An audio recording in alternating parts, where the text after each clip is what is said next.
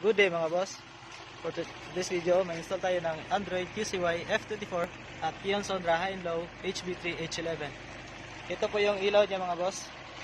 Yan. Napaka liwanag. Yan mga boss. Yan.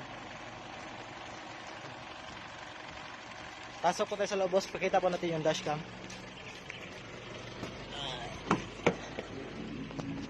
Yan. Ito po yung dashcam niya. Yan, napaka-clear. Yan.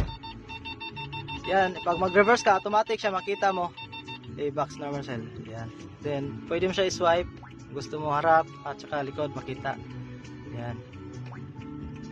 Then, full screen na din siya. Yan, then, pakita natin yung camera sa likod.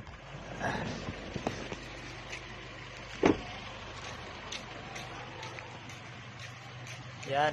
Yan po yung camera sa likod. Parang original lang.